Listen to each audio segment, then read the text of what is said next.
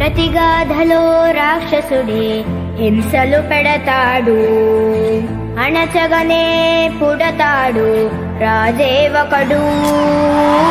శత్రువునే కడదేర్చే పనిలో మన రాజు, హింసలనే మరిగాడు మంచిని మరిచే.